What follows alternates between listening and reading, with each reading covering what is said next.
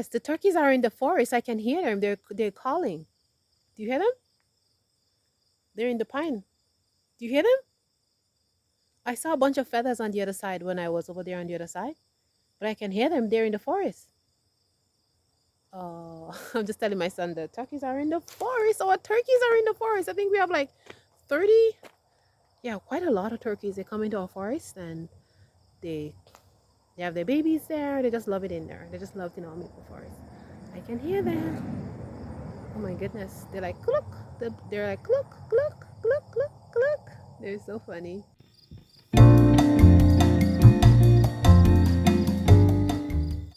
Hey guys, welcome to another video. I hope you guys are well. We're out here on the farm and we're here to feed our chickens and just check on stuff.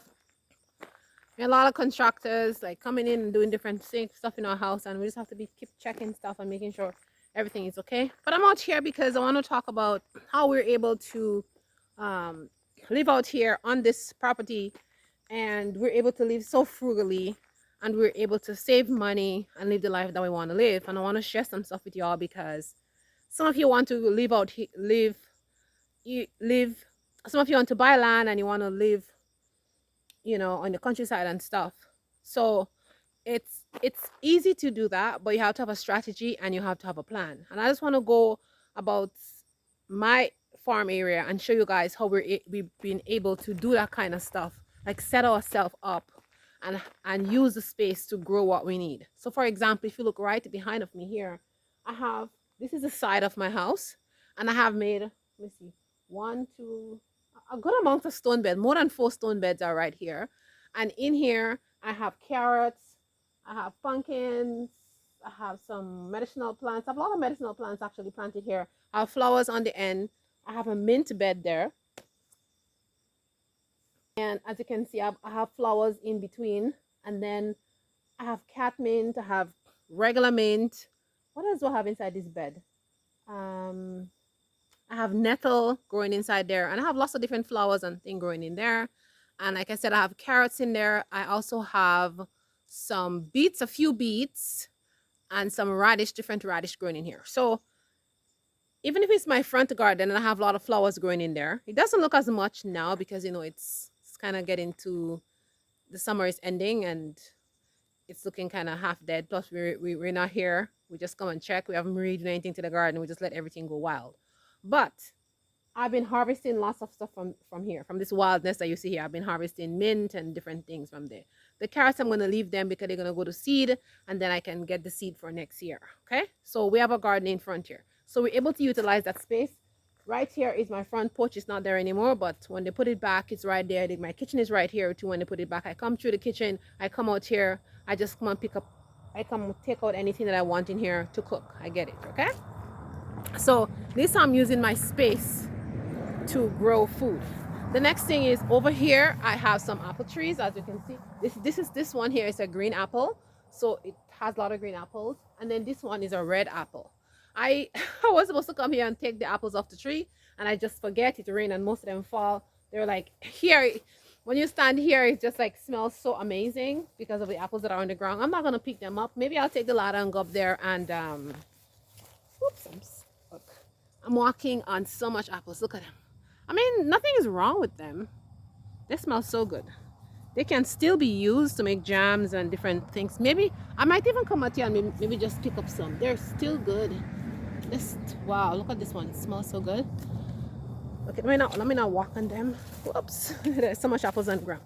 But anyways, this apple tree has served us so well. Every year it picks so much apple. I think I have about 4 or 5 bottles of jams left from this apple tree, and the apples are very sweet, right? Over here we have our shed where we keep every single thing inside there, our seeds and all kind of stuff. We keep them in there, but we don't have them there now because we're not here.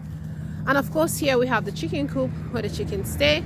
Right now we have the chickens inside there because we had some problems with coyotes and some wolves and stuff coming in here because we're not here, so we had to move the chickens.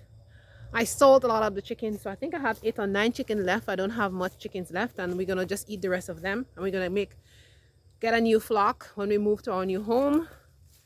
Guys, this house is staying, okay? This house is not going anywhere. This house is going to be our house. You guys know the deal. We're still moving, okay? But the house is going to stay here. Okay, the next section we have is the greenhouse. So the greenhouse is here, and we have perennials, guys. Mosquitoes are everywhere. We have perennials growing in there. We have some beans. These beans are sticking out. I have to come and pick them. These beans have been just coming back every single day. I just leave them to fall down inside the bed. I have a 10-foot bed in there, another small 1, 2, 3, 4, 5. I have 5 beds in there, and like the beans and peas, I leave most of them to fall. They crack open, they fall, and then each year they come back. And I have carrots and different things growing inside there. So we leave the greenhouse. The greenhouse fall apart, but things are still growing in there. I still go in there and pick beans. Right now I need to pick the beans that are in there. Right here I grow medicinal plants for my soap, to make my soaps and things, so I don't have to be like buying a lot of stuff to put in my soaps. So I grow that in that spot here. A lot of the pots I took them to the house where I'm at right now, and I'm going to bring them back. And so I even growing some potatoes in here, and I have a lot of medicinal plants like growing on the side. I harvested a lot of them already, but I still have a lot to harvest, and I'm going to come out here and harvest the rest. Moving on, I'm going to show you guys our real kitchen garden, which we grow a lot of herbs. We grow tomatoes, like cherry tomatoes. We like to grow cherry tomatoes over here. In this spot here, we have about 6 beds. So we have about 6 beds here on that side. And then we have 1, 2, 3, 4, 5, 6. We have another 6 right in a semicircle right there. It's all bushy now, you can see. But if you watch my videos, you'll see me in previous videos coming out here and picking stuff. So we grow a lot of leafy greens here, and on the end we grow corn. And the reason we grow corn is we're able to put like a fence around it. We have like, our fence is in the back there. We have 2 rows of fence, and we just fence here around because we have raccoons, and the raccoons come just when the corn is ready. And if you don't fence it around, they will eat all your corn and you would not get any corn. So the raccoons come out and you have to beware. So that's how we grow corn right here. I grow some corns in some pots on that side, but I notice they don't do so well, but we like to grow corn here. We grow corn. I'm going to show you the other side also. We grow corn, but we have to pick them quite early because the raccoons will just come and get them. So we try not to grow corn over there too much because it's just a waste. You know, like I grow like 4, 5, 6 rows of corn, and then when I come I get 6, 7 corn. It's so annoying, and it's, yeah, so we have to find a way to fence that area. But the corn grow better over there. So right here we have a lot of flowers also. This may look bushy, but there's a lot of perennial. We can see, wow, look at my herbs here, man. They're still growing, and they're still here. A lot of perennial stuff is in here. This garden just need to be cleaned, and next year hopefully we will clean that place up and get these things to be growing. Over there I have plastic on the ground, so most of the things are growing through the plastic, so they're very easy to pull out. Let me step over in the bed. Oops. And the mint has really taken over. Wow, look at this mint. Look at that mint. See, this mint is taken over. It's so gorgeous. And the bees are doing their stuff. So I'm gonna pick some mint. Look at that mint. It smells so good. The sun is in my eyes. But anyways, as you can see, the garden looks overgrown, but a lot of things is growing here. Whoa, I'm gonna pick some summer savory also. And mosquitoes are like, oh my goodness. So here I have some summer savory growing in this pot here. Oops. I have some summer savory which I just picked. I'm gonna take it home to season my meat. So guys, even if the garden look all like grown up, but these mosquitoes are so terrible, I'm telling you out here. And it's a very hot day, so I don't know why. So I got some summer savory and some mint. I'm gonna take that summer savory and put in my meat. I'm making some lamb tonight. And right, the whole area here we just grow a lot of greens. We grow like kale, lettuce. We grow, like I said, cherry tomatoes, and anything that we just can't come out of the kitchen. As you can see, our kitchen is right here. Hope you guys can see. Our kitchen is right here. You all can't see the kitchen. There's no kitchen, right? This house is broken down. Anyways, the kitchen is right there. As you can see over there, the kitchen used to be right there. And so we just come into the kitchen. We come here. Go back and watch my other videos from way back, and you'll see me picking stuff in this garden here.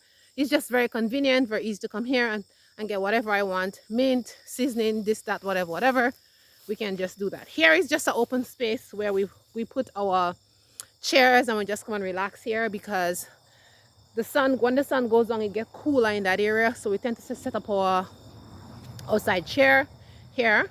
Also in this garden here, we have like a chair out there where we just come and sit under the tree. This pine tree was burned by the fire from our outside kitchen. So now it's no more, but when it was there, we like to come out there and sit in the afternoon time and enjoy the nice weather. We have some perennial plants and flowers growing in there, and they're so beautiful. They're all flowers in right now. Guys, I want to show you guys this. This is so beautiful. We have this all over our property. It's a family of the Aster family, and it's all over our property. And the bees, look at them, look at them, look at the bees, look at them. Look at the bees, look at the bees. Oh. Let's see if we can get a shot of the bees. Can you see those bees? All right. You see those bees? They're buzzing everywhere. But if we go on the other side of the property, the bees are everywhere. The bees are just everywhere, just buzzing, buzzing, buzzing. So this area, like I show you guys, we have separated this area and we have made places to grow our food. The next area that we separated is this area right here next to the barn. And here we grow all our roses to put in our soaps. And so we have, I think, 10 or 12 roses there, and they all bloom, and then we can collect it. Look at this, guys. Oh my gosh, it's so beautiful. Look at it. Oh, I don't want to disturb the bee. See that bee?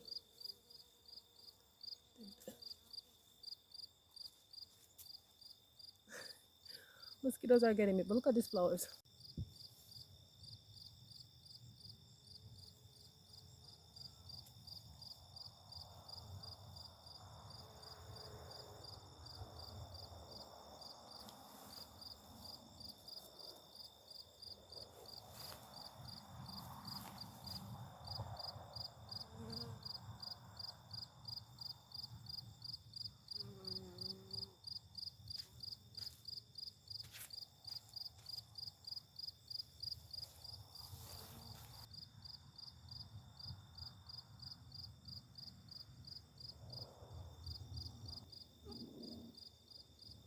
Anyways, guys, so this area we have a lot of medicinal plants growing here. I'm gonna pick some flowers. I'm gonna put that on my night table when I get home. So we have all these beautiful flowers growing, and of course mosquitoes are just eating me alive. I'm gonna pick some flowers.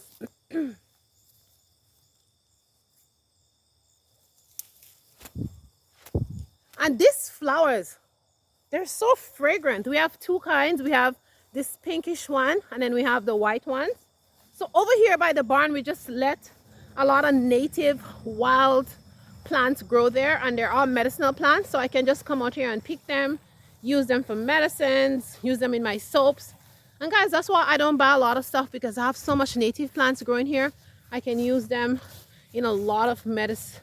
I can use them in a lot of the things that I make for my soap and my products. So I love this property. Okay, now this is the other part of our property here, which is huge. We have about a half an acre here, and this is our big market garden. We haven't grown anything here for the past 2 years because we want the land here to rest. Hopefully in the spring we'll mow it down. But right here we grow lots of our potatoes, we grow pumpkins, we grow beans, we grow carrots. So we grow a lot of stuff in this part of the garden, because this is the spot where we grow most of our stuff, where we're gonna put in the cellar, what we're gonna can, and everything like that. So this here is always filled with stuff. We have our strawberries here, we have our trees, we have our we have our plum trees, our pear tree, we have all our berries here. We have like 15 different berries here growing here. It may look bushy, but they're all in here. We have 3 beds of strawberry. What else do we have inside? Oh, we have our trellis here that we grow all our beans on. In the back down there, we have our asparagus bed. And what else we have there? Oh, we have onions. We have our chives and onion beds over there. And oh, we have our blackberries And we have our we have some Saskatoon berries. Oh, we have blackberries and blueberries growing here too. So we have all our fruits in this area, and so we're able to come and harvest and store our stuff. We can freeze our berries and stuff like that. So this area we allot it for that, and we do lots of harvesting. Potatoes, love it here. The corn, love it here, but like I said, we have to watch out for the raccoons because they just do a bad job. We usually plant like 10 rows here of corn, but we end up getting maybe one row because so we have to keep coming out and eating the corn before the raccoons get on it. It's like they don't come, right? The corn is growing very nicely, and you're like, oh, the corn is ready. The week you say the corn is ready, the raccoons are coming. You can hear them pulling the stalk down, and you can see them like they're so annoying. So hopefully, when we fix this garden, we have to figure out a way how to fence it around. Yeah. So, anyways, mosquito is crazy out here, guys. Mosquito is crazy out here. But anyways, this is a garden, and this is how we separate our land so that we can grow enough stuff and we can maintain ourselves. Also, right here next to the plum trees, you're seeing this willow tree here. Right next to it, we have a compost bin. You can't see the compost bin right now because it's covered, but the compost bin is almost full to the top. So we have two sections. One section where we put in the raw compost, and then we have some dirt that we just put over the compost, so our compost can just decompose really quickly. And then the other area is for the finished compost. So that's what we do, and we get a lot, and we're able to make a lot of compost out here. On the other end, I didn't show you guys, but we have a bale. We have a bale of straw. We buy a bale of straw from the farmer up there. There's a farmer who lives up there. He's the one that owns most of the land around us here. Well, this property actually was originally that property that he is now, and then it's separated. We have one part and he has one part.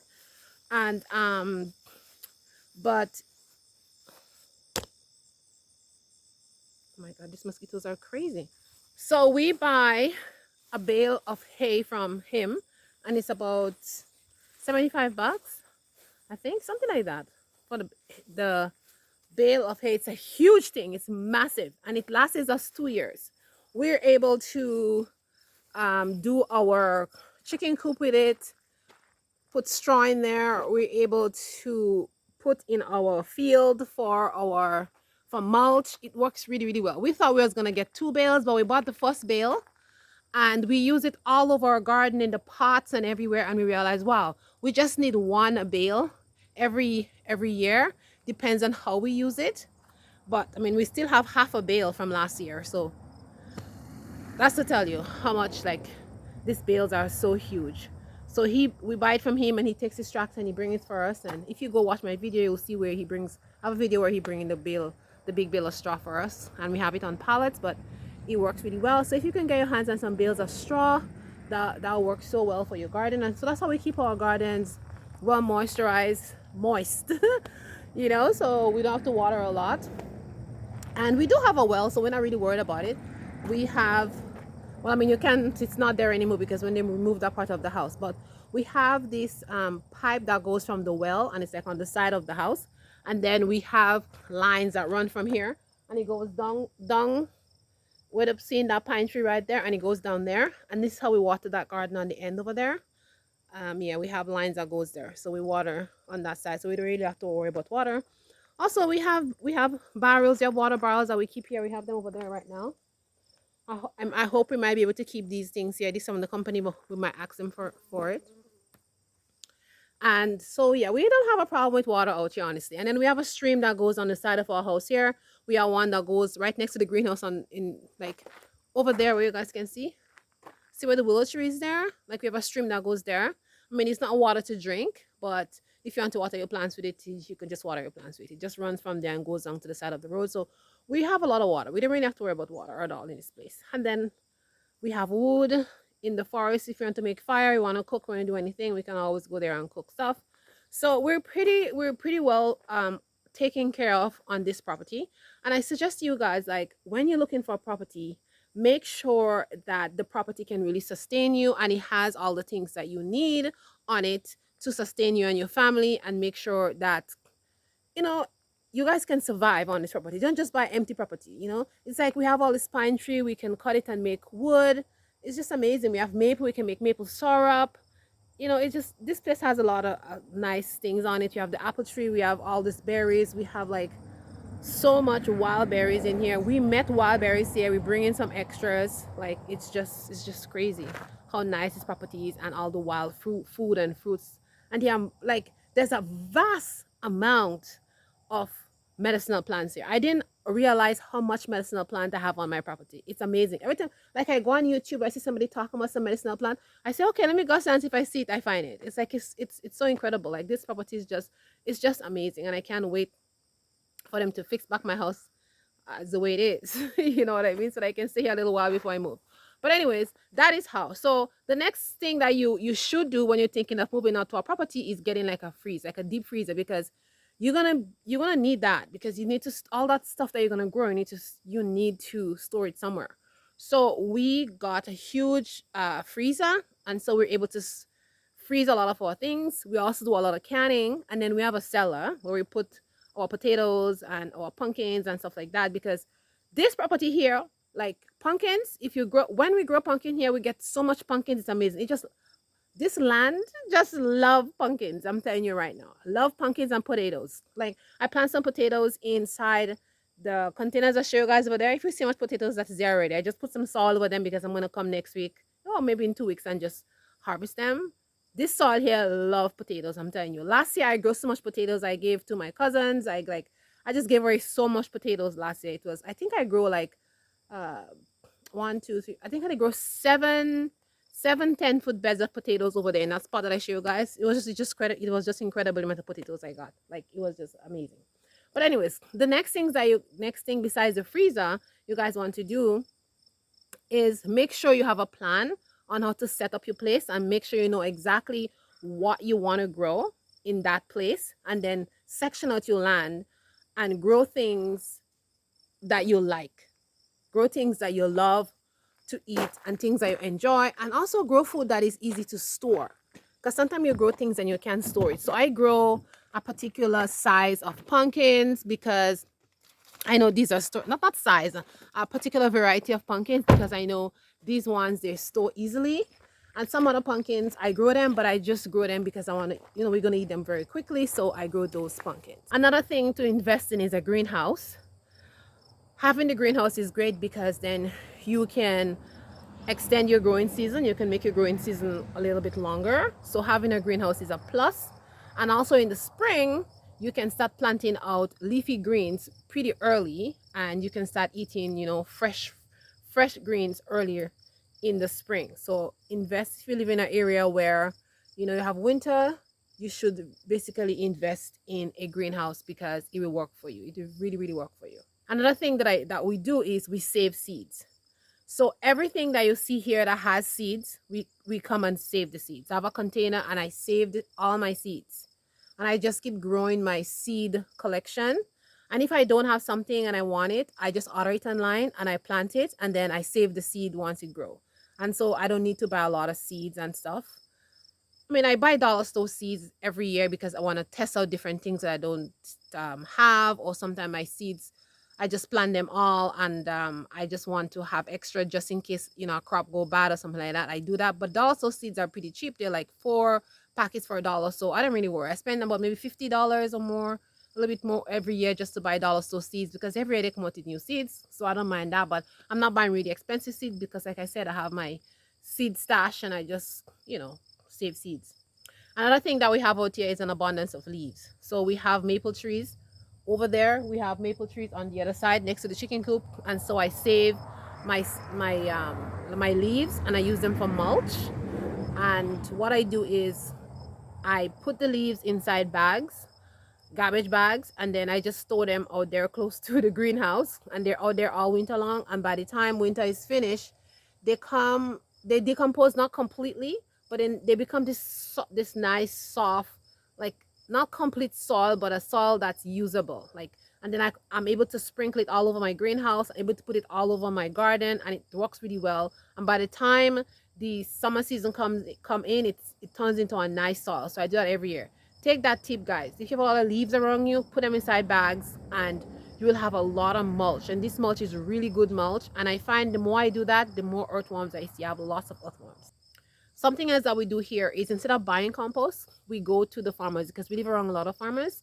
So we go to the farmers and we get manure from them. So like now, if we wanted to get manure this year, we'll go to our neighbor down the road who has a horse farm, and we'll get manure from him, and then we'll just put it down in the field. That's what we do. But because the field is not plowed, we're not going to do that this year because yeah, when they plow the field, it's just gonna destroy the. We don't want that to happen. But if we were doing that, we usually the year before we just get all the manure. He brings it for us. We pour it down on the field. We leave it there all through the winter, so it's just kind of decompose and do its thing. And then when the spring comes, we just spread it all over the field, or we just take it wherever we want, different pots over here, and we use it everywhere. And that's a good thing to do. It's not good to use the manure like right away. It's good to leave it to decompose. So we do that. So when you like you want to live out on your property, have a plan, and everything will work out well, and you would actually be able to live very frugally, and you will not have to really worry about a lot of stuff because you have things in place and you have things planned already. Then everything is going to work out because you know exactly what you're doing. And if something doesn't work out, you have a plan B. Like I said, we have so many gardens. We have one, two, three, four. Like we have so many gardens and so many opportunities to grow food. Even if one crop didn't grow well, we have another one. So that works really well for us. So I hope you take some of these tips. And if you're looking to go out there and buy land or just start living off the land, I hope these tips were helpful for you. And you use them on your property. So guys, thank you for being with me out here. I really appreciate all of you guys. Thank you for the love. Thank you for the support. And I will see you guys in the next video. Mwah, mwah. Ciao, ciao, my loves.